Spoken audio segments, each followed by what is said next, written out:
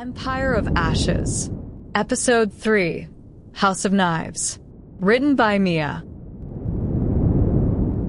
A marriage, I learned in my first week, is mostly a matter of breakfast.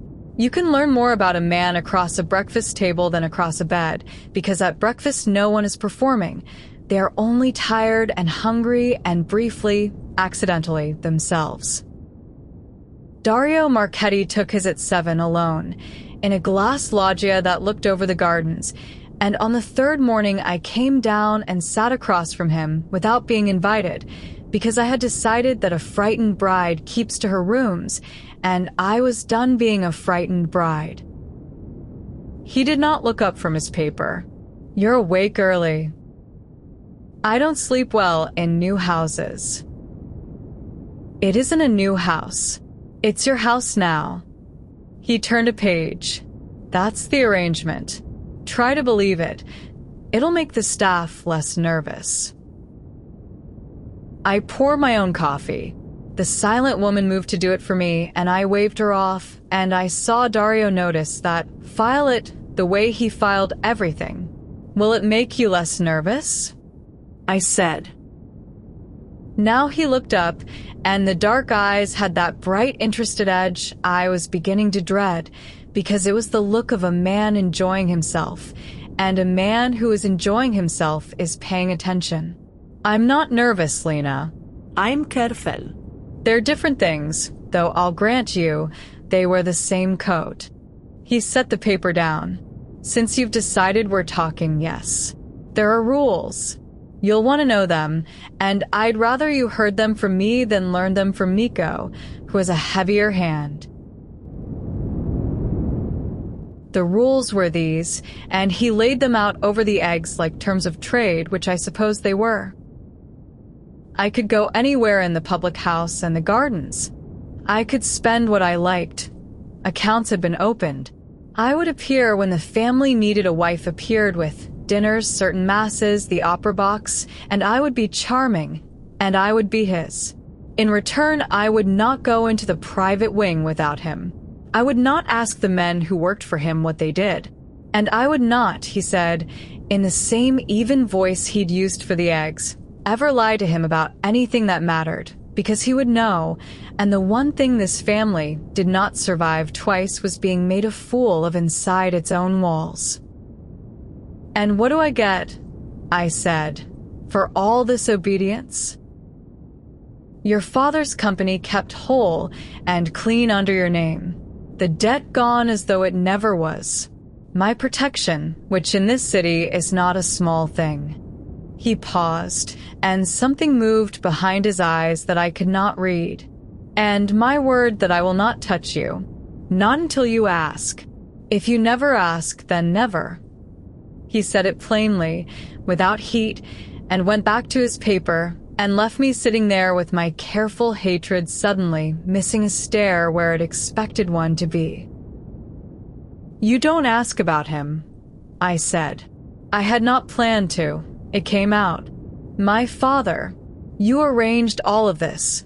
The debt, the marriage, the company kept clean, and you've never once said his name to me." Dario was quiet a moment, deciding how much to give me, the way he decided everything. "Aldo Russo was a better man than anyone he did business with," he said at last. "Including me. That's not flattery. It's a fact about the man, and it's the reason he's dead, and I'm not. This city eats the clean ones first." He met my eyes. "You want me to tell you the family didn't bleed him? I won't lie to you. I said I wouldn't. We held his paper. He paid us. That's true, and it's ugly, and you already know it." Then something shifted in his face, and he leaned forward, his voice dropping. "But if you walked into this house believing you know the whole shape of what happened to your father, that it's as simple as a debt and a hard family, then someone wanted you believing exactly that. I've run this family 8 months. I've spent 6 of them trying to find out who actually profited from Aldo's heart stopping when it did. It wasn't us. We lost a paying account and gained a complication." His eyes held mine. dark and level. So we can keep circling each other. Or when you decide you can't afford to anymore, you can ask me what I found. I'd think hard before you ask, though. People who go looking for who killed your father seem to have short futures. Your father being the proof. It was, I would understand far too late, the most honest thing anyone said to me that whole year. At the time I heard only the threat in it because I had built myself to hear threats, and I filed it under manipulation and moved on, and that one mistake cost me more than I am ready to tell you. I had braced for many things walking into the Marchetti house. A brute, a cage, a man who would take what the marriage entitled him to.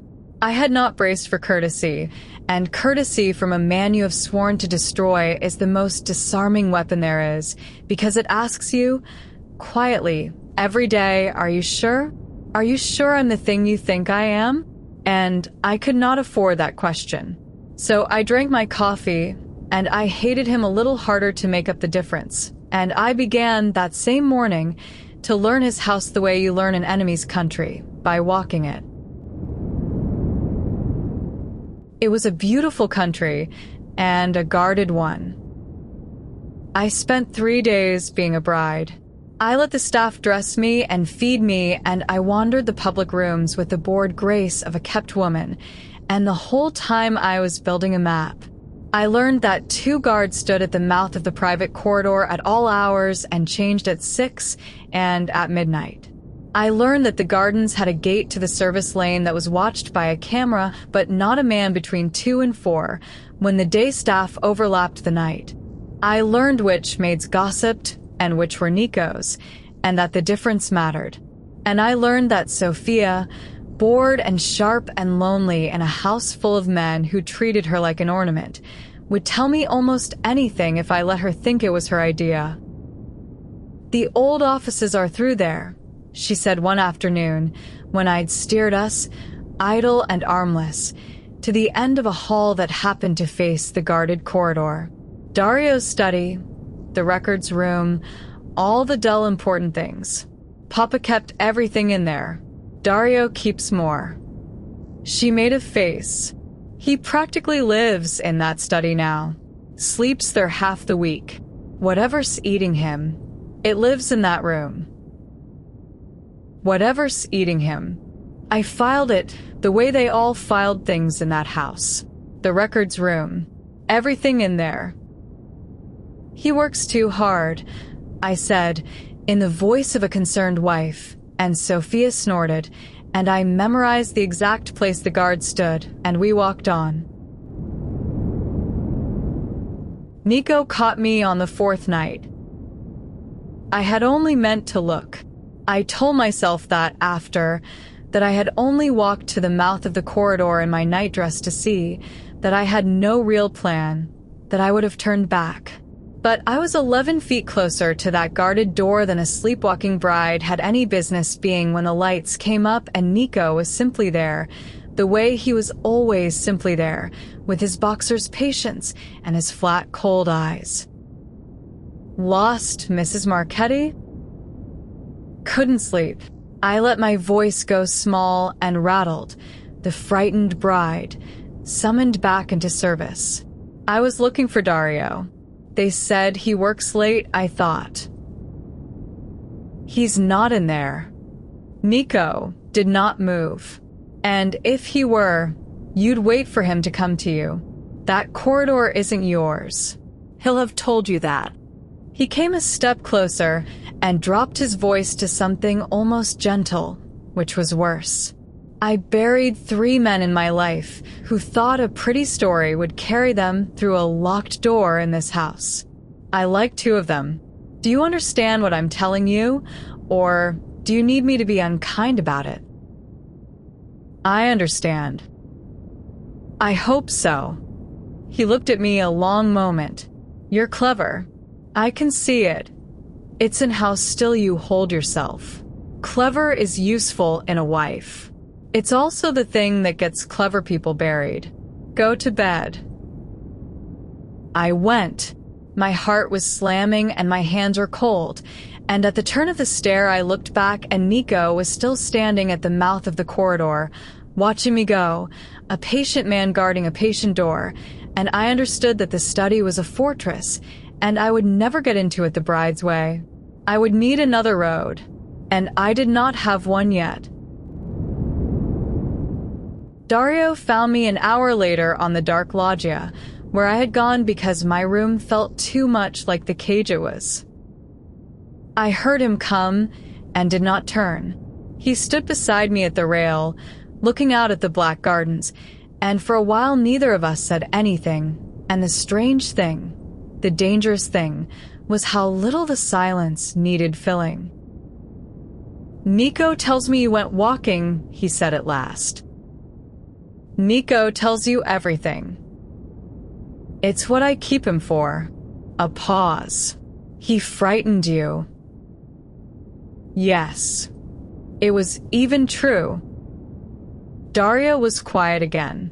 Then, in a different voice, lower, the voice he'd used at the altar, "Breathe," he said, "When I was younger than you are now, my father had a man brought into this house who had stolen from us. He did it at dinner in front of me to teach me. I've spent my whole life since learning to run this family in a way that means I never have to do what he did at that table. Nico thinks I'm soft for it. Maybe I am." He turned his head and looked at me in the dark, and there was no performance in it at all, just exhaustion and something that was almost a plea. "I tell you this so you'll understand that the rules aren't to cage you. They're the line I hold so that the worst version of this house never reaches you. Stay inside it, Lena. Not because they'll hurt you if you don't, because I will have failed to stop them, and I find I very much do not want to fail at that. With you. Of everything I'm carrying, I don't want to fail at that." "Why me?" I said. "It came out rougher than I wanted. You could have settled my father's debt 100 ways.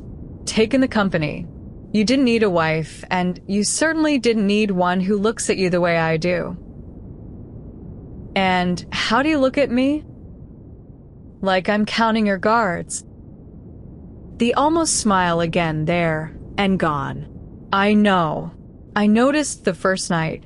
You count rooms the way other people breathe." He turned back to the dark gardens, and for a while he didn't answer the real question, and I thought he wouldn't. Then, "My father chose every alliance this family ever made by what it was worth. I watched it turn him into something I'd cross the street to avoid. When your father's debt came to me, the smart move, his move, was to take the company and put you out on the street or under it." His jaw tightened. I looked at the file instead. The quiet daughter, the dead man's books, a photograph someone had pulled of you at the funeral, not crying. And I did the opposite of the smart thing, and I still can't entirely tell you why. He glanced at me, and there was something almost rueful in it, almost young. Maybe I was tired of being my father. Maybe I wanted one thing in my life I chose because I wanted it, and not because it was worth something. It's an expensive habit to start wanting things. I'd recommend against it. And God help me, I believed him. Standing in the dark in the house I had come to burn, with my father 2 weeks in the ground and 300 photographs sewn into a coat upstairs, I looked at the weariness in the face of the man who had ordered my ruin, and I believed every word, and I wanted, for one whole traitorous breath, to lean into the warmth of being something he did not want to fail.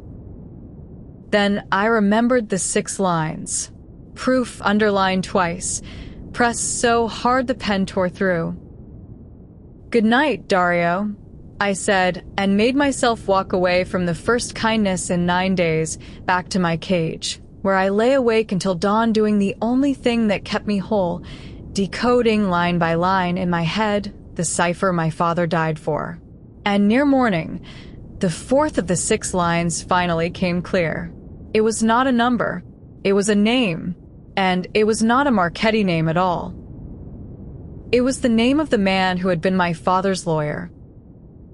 I lay very still in the dark and turned it over and over. Tomas Vela, the soft-handed man who had read me the terms across his desk with such pity, who had said these are not people one refuses, who had steered me, gently, kindly, inevitably, straight through the front door of the Marchetti house. My father had written his name into a cipher he died protecting, in the same 6 lines as the word proof. That was not a man recording one more corrupt official. That was my father, in the last frightened weeks of his life, leaving his daughter a map. And the map did not point where I had aimed all my hatred. It pointed at the one man I had trusted without thinking, because he had known my father, because he had brought me sugared almonds as a child, because grief makes you stupid in precisely the places you can least afford it. I did not sleep again that night. I lay in my beautiful cage and understood that I had come into this house certain I knew who my enemy was, and that this certainty had just developed its first crack. And cracks, in my experience, do not stay small.